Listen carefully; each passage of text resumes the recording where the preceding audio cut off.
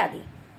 চলো আজকে আমি তোমাদেরকে সেই মানুষটার কাহানি শোনাবো যে মানুষটার জেব খালি, কিন্তু সে তার সন্তানকে বা তোমাকে আমাকে কখনো বলেনি আমার জেবে খালি, আমার জেবে কিছু নেই।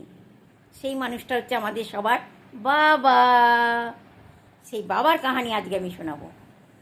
একজন বাবা ছিল, তার একটা ছোট বাচ্চা ছেলেকে নিয়ে সে একদিন বাগানে কাজ করছিল।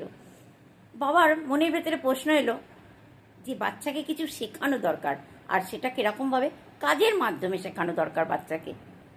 যেমন সোচা তেমন কাজ।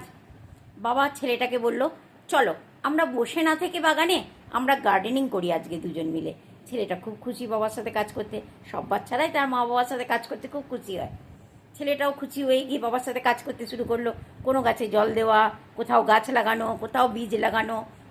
বাবার হাত বাড়তে শুরু করলো।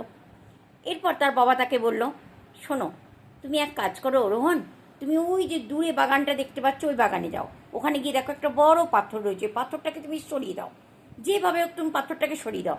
ওখানে পাথরের নিচে যে মাটিটা আছে ওটাকে সাফ করে লেভেল করে দাও। আমি ওখানে গিয়ে একটা গাছ পুঁতবো। ছেলেটা ছুটতে ছুটতে গেল, কিন্তু পাথরটা তো সরাতে পারছে না, কেননা সে অনেক ছোট বাচ্চা।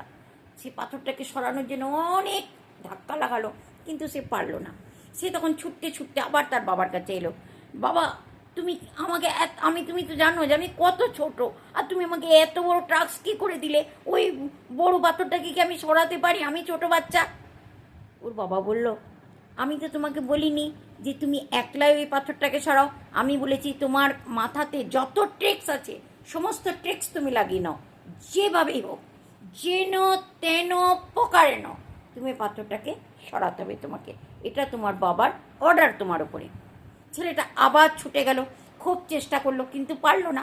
ছেলেটা এবার মাটির মধ্যে শুয়ে লটপট হয়ে কান্না হাও হাও করে। তার বাবা এলো ছুটে। তার বাবা মনে করলো কি জানি পাথরের কোথাও চোট টোট লেগে যায়নি তো। সেই মনে করো ওর বাবা ছুটে এলো, ওর মা এলো। কি ব্যাপার কি ব্যাপার? হ্যাঁ বাবা, আমি ছোটো বাচ্চা, আমাকে এত বড় একটা ট্রাক্স দিয়েছে, আমি কি এত বড় ট্রাক্স করতে পারি? বাবার বোঝা উচিত, বাবা আমাকে কেন এত বড় ট্রাক্স দিয়েছে?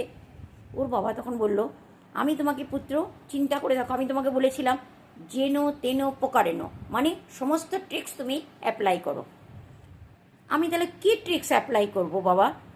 কেন? তুমি যখন ওটা সরাতে পারছো না তখন তো তোমার উচিত ছিল আমাকে একবার আওয়াজ দেয়া, বাবা এসো হেল্প মি। তুমি একবার আমাকে আওয়াজ দিলে, আমি তো তোমাকে বলেছিলাম না সমস্ত ট্রিক্স অ্যাপ্লাই করতে। তুমি আমাকে একবার আওয়াজ দিতে, আমি দৌড়ে আসতাম তোমাকে হেল্প করবার জন্যে। তুমি কেন আমাকে আওয়াজ দাওনি?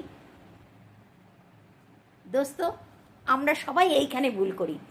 যে আমাদেরকে চলতে শিখিয়েছে, যে আমাদেরকে বলতে শিখিয়েছে, যে আমাদের জন্য সারা হদে পার করে দিয়েছে, তার জীবনের সমস্ত বাধাকে অতিক্রম চলে গেছে, আমরা মুসিবতে যখন পড়ি না অসময়, তখন তাকেই আওয়াজ দিতে আমরা ভুলে যাই।